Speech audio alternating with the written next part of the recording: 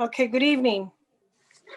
Yes, today is Tuesday, October the 6th, 2020, and I call this meeting to order at exactly 5:35. Public comments, please. Yes, Ms. Silva, we have one public comment pertaining to agenda item 2.3, which is review/discussion of request for campus hybrid instruction for grades 9 through 12 for the 2020-2021 school year. And the public comment was submitted by Ms. Mary Maney, and it reads as follows. In the request section of the request, I would like to get some clarification of the sentence.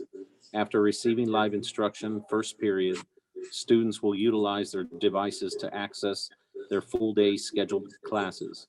This sounds like the students will only be physically going to their first period class and stay there until the end of the day. This raises a couple of questions in my mind. First, as a math teacher, I know that I have students who really need face-to-face with guidance to improve their work, using what they are actually doing to help change their perspective and attitude. How is it going to help if they are at school, but in a different class with a non-mathematical teacher who is unable to provide guidance other than keeping on task? Second, if I am the first period teacher, what is going to happen during conference/planning period when the teacher needs to contact parents, work on confidential information, or do something outside of the room? What is going to happen during lunch period, since district policy is that a teacher is supposed to have a duty-free lunch? And that concludes Ms. Maney's public comment. Okie dokie, thank you, sir. Hello, Ms. Alvarado, how are you today? Hi, Okay, Mrs. Silva, board. I'm doing well, thank you. thank you, good. Maybe when we get to 2.3, you'll have an answer from Ms. Maney if you're going to explain a little bit about 2.3. 2.1, review discussion of the secondary school partnership agreement between San Benito CISD and the Texas State Technical College, TSTC Harlingen, for the Upward Bound program for 2020-21 school year. Alvarado? Yes, ma'am, and members of the board, Dr. Carmen. This MOU is something that we do every year for our students from grades 8 through 12th grade. It is a program for first generation students. They also get paid for attending every day. I did speak to the director today to clarify that, and if they attend every day, they're also getting paid for that. So there's some incentive for the students to go every day to TSTC. It's a very good program for students, and it gives them to get on track for post-secondary education. Good. Thank you, ma'am. Agenda item 2.3, review discussion of request for campus hybrid instruction for grades 9 through 12 for the 2020-21 school year. You skipped 2.2. I did. Oh, excuse me. Yes. Oh, yes. 2.2, review discussion of class size waiver for 2020-2021 school year. Thank you, Ms. Sonia. Yes, ma'am. These are the class reduction waivers, class size waivers that we have every year. We are going to record 12 waivers. We did balance all classrooms, and so we will be needing 12 waivers. We'll be asking that from TEA. Okay. Agenda item. Okay, 2.3, review discussion of request for the campus hybrid instruction for grades 9 through 12 for the 2020-2021 school year. Ms. Alvarado? Yes, thank you, Ms. Silva. We will, in grades 9 through 12, VMA and San Benito High School will be utilizing the hybrid model. That is to have less students on campus for the mitigation of the virus. What we will do, and I'll read the explanation, and I will also touch base on some of the public comment that I believe was mentioned. So they'll have alternating weeks. We'll have a purple week and a gold week. And we will be during week 8, for example, Purple Week, we will be approximately half of our students, 9 through 12, will be receiving face-to-face instructions, and we'll use last names A through Julian. And then we will also, we'll do the same for grades 11, A through Lucio, and then 10th grade, A through Lugo.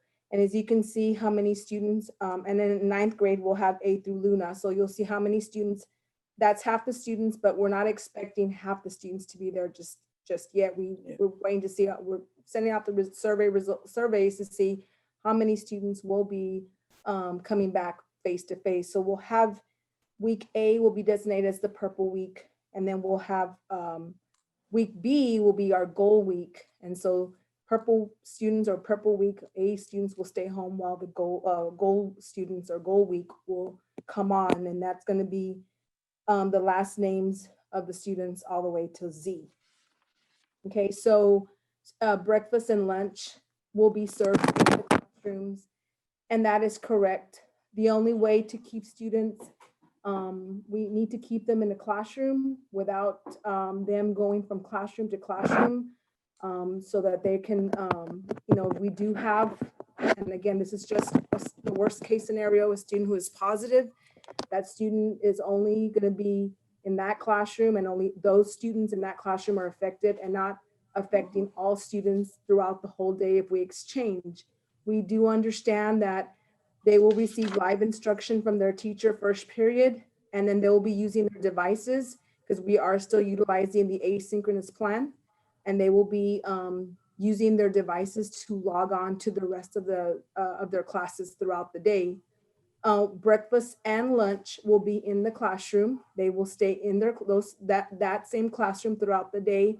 And we will have a schedule. Principals will come up with a schedule to relieve teachers for conference period and for as well as for lunch as well. We make sure that all the teachers have their lunch.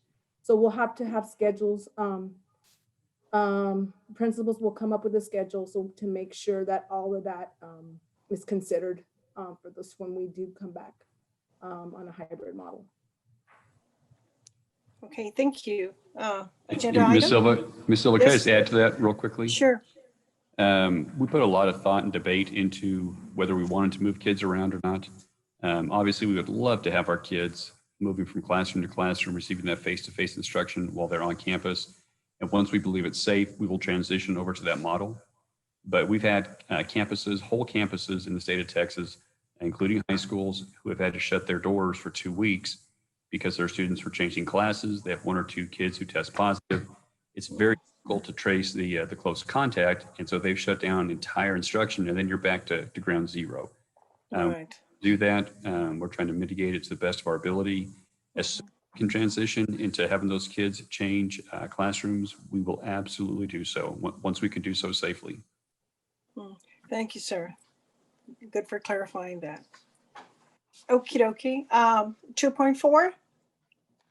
Review discussion of the memorandum of understanding, the MOU between the San Benito CISD and Mesquite Treatment Center LLC for the 2020-2021 school year. Ms. Alvarado.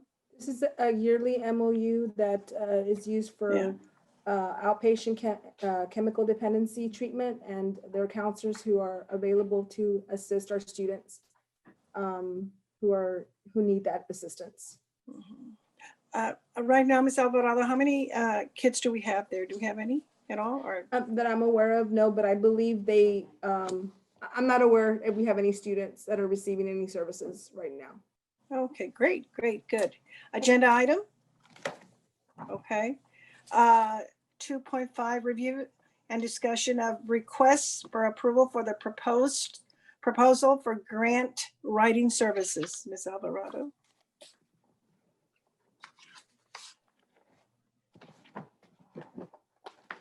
I apologize, I'm out of order here. Give me 1 second.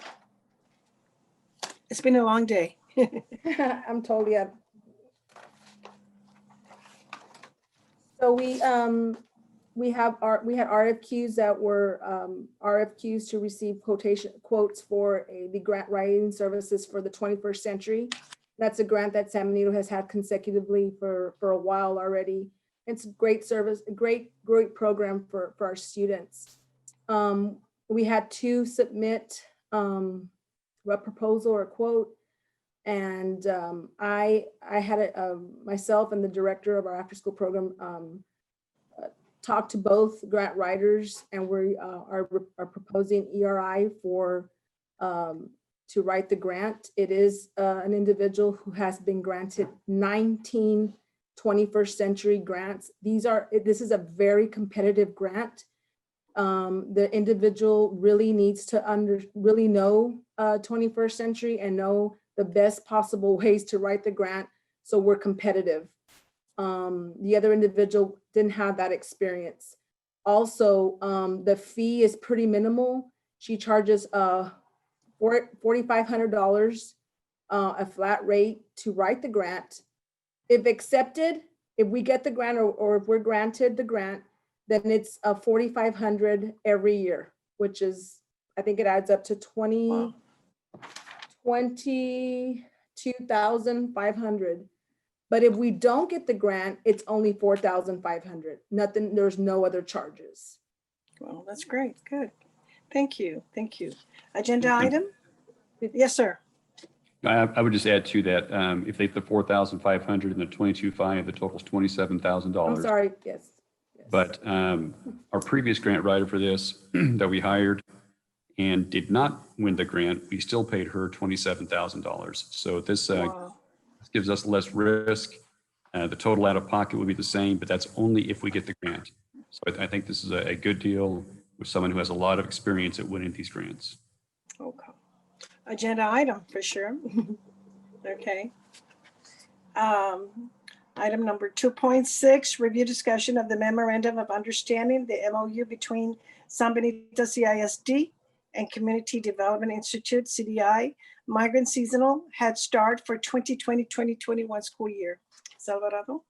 Yes, this is a yearly MOU, and this is for transitioning our students into our Head Start program. And this is to also to locate our migrant early childhood students. Okey-dokey. Agenda item?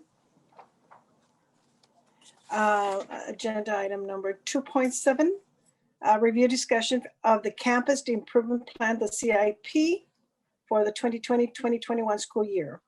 Ms. Alvarado? All campuses are required, our campuses in the state of Texas are required to have a campus improvement plan. Yes. They need to correlate with the district improvement plan. I actually reviewed all of them. They all look really good. They all have, entered specific things on their campus, happenings on their campus that they're doing to meet their goals and input data as well. So this is a yearly action item that needs to be approved. And I have reviewed those. Mr. Perez actually has reviewed those as well. Okay, agenda item? Okay. 2.8, review discussion of the district improvement plan, the DIP for 2020-21 school year. So the district improvement plan last year was approved for 2 years. This year, though, we did add the COVID-19 measures that we're taking here at the district, and also the remote learning that we're doing here in the district due to our COVID-19 pandemic. So those are the two things that were added to the DIP. Everything else remained the same. Okay. Agenda item? 2.9, review discussion of purchase of 4 telex platform district-wide for 2020-2021 school year.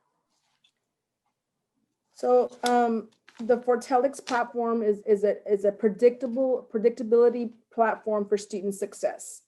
So this is a really good tool, and Silva and I spoke about it, to help predict how our students are going to do in the future. Okay, and it zeroes in on 5 things: the SAT and the ACT, the TSI, the STAR, EOC, and course grades. So we will give them 3 years background data, and they'll be able, really quickly, and they will do the work to tell us, to predict where we're at and where we need to be, so we perform a lot better at the end of the year. It's a really, really great program, and I believe it would be very beneficial for our district leaders and for our campuses and for our students. Okay, thank you, Ms. Alvarado. Agenda item? If I could add on just one little bit to that. Ms. Alvarado is right on course with what she's talking as far as the predictability. It'll help us know where we are, where we're going. We do that right now with test scores. What this program allows us to do is to put in those other factors like absences, tardies, their grades in the classroom, and then did they attend Saturday tutorials, after school tutorials, summer school. So it accepts a whole lot more data, and I think it'll be much more accurate, one, but then two, also kind of help give that prescriptive intervention that we need for each of our students. So we think this will be just a kind of a huge shift in how we review data. Thank you, Dr. Corman. Agenda item 210, review discussion of the amendment to the elementary grading policy for 2020-2021 school year. The elementary principals, I met with elementary principals last week, and the biggest concern is grades right now. You know, it's been really tough for students to log on, and we're doing the teachers are doing the best they can. San Diego has provided our students with hotspots and devices, and they're so fortunate to have had all these tools for them, instructional tools. But, you know, it's difficult when, you know, some of these students may not have the support at home. And so, you know, they're logging on, they're participating, but maybe they're not completing an assignment. So instead of a 0, you know, the principals felt like teachers wanted to at least, you know, give them some credit for participation. So we changed it from a 0 to the word failing grade. Oh, yeah. And so it wouldn't be a 0, because that could really hurt some of our students. That's right. Good. Thank you. I want to give them the benefit. They're Alvarado. trying really hard. I've been Yes. visiting classrooms. Mrs. Gomez and Ms. Cornett have been visiting classrooms. I was in classrooms yesterday, and they're trying their very best. And so we want to give them the credit for logging on and participating in their classrooms. And we'll work with, you know, the work that they can give us when they can get, you know, we're trying our best to get that work, but we want to give them that credit. Very considerate, Ms. Alvarado. Thank you.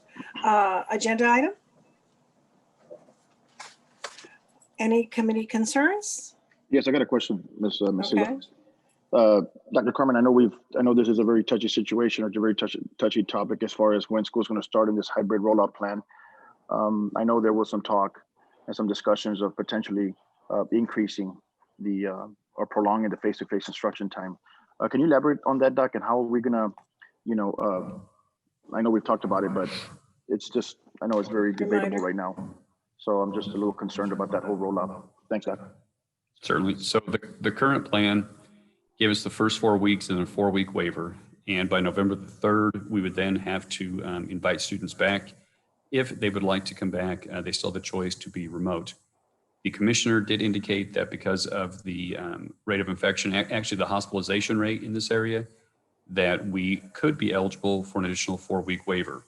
So we have a dashboard that we follow daily, and if we're over the 15%, we would be eligible. Right now, we're under that here in Cameron County.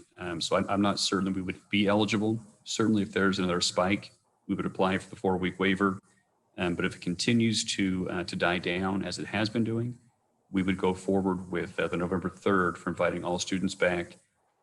We are surveying pre-K, kinder, first and second grade right now, with the thought of bringing them back October 20th.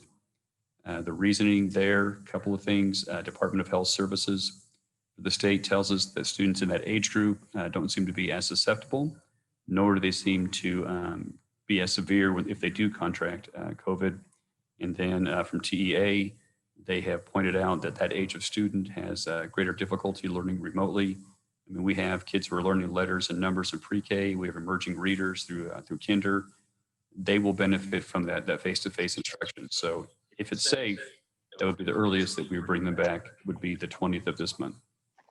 Okay, Doc. I mean, I know it's very important, the face-to-face instruction, you know, for the support that we give them internally. But I think one of the things that was potentially coming to mind was, you know, of course, the risks also of that. And then, also just making sure that the parents feel comfortable allowing their kids to come to school. And then I think that's, Ms. Alvarado, I think that survey that we're giving out is going to be very, very important and indicative of what the parents, how they feel, first and foremost. I mean, it's kind of difficult for us to sit up here, me as a parent myself, and make a decision, but I think when we involve all the parents of the community into supporting the support our school district, I think it's important to get a feel for what they want and what their needs are from the school district, as far as, everybody having an input. They're all stakeholders as well. So I want to thank you guys so much for your efforts. I know it's very difficult for us. It's very stressful as board members sitting up here to do this. So I take this very personal, because I do have a child that attends the school district. So I want to thank you guys so much for that. Appreciate it. Thank you, Mr. Lopez. And I'll tell you, the early results of our survey actually show a higher percentage of parents wanting their students back than I anticipated. Early returns are between 45 and 50%. So it's not quite 50-50, but it's close. So there are several parents who are ready for their children to come back face to face. And Dr. Carmen, has those the filtering systems, have they been installed in all the schools already?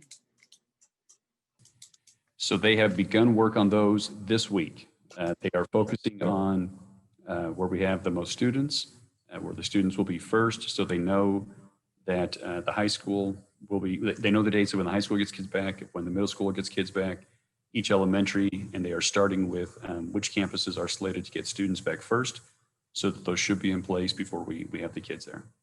Okay, we need to stress that out to our parents. Thank you, sir. Sir.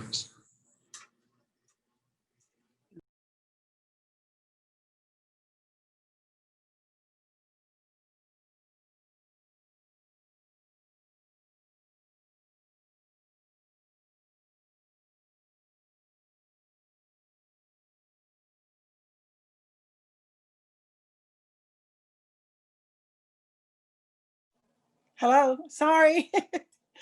Dr. Carmen, where you left me on the waiver. Can you hear me? Yes, ma'am. There you are. On the waiver, it's on the November the 3rd, is on a Tuesday, and you're saying that we might have a 4-week waiver after the November 3rd. So if we do have the 4-week waiver, when are we expected back with our kids face to face? So again, right now, the numbers would not warrant us getting an additional. Oh, okay. So November 3rd would be that start date. If the numbers get worse again, excuse me, Mhm. I have to think and look at my calendar for a second. With Thanksgiving break between there, I believe December 8th would be the start date for the live instruction. Yeah, because we're looking into the Thanksgiving holiday, which is going to be 5 days, and I guess we're going to use that week for including in the 4 weeks waiver, right? It would just be the weeks of instruction. So I think December 8th, when we would start back. Oh, okay. But again, that would be the 4th week. Yes, it would. Thank you, sir. Thank you very much. Yes, ma'am. At this point, though, we are not applying for that additional 4-week waiver since we're under the 15% hospitalization. Okay, that's great. Good to know. Thank you, sir. No more committee concerns? Okay, we adjourn at exactly 5:55.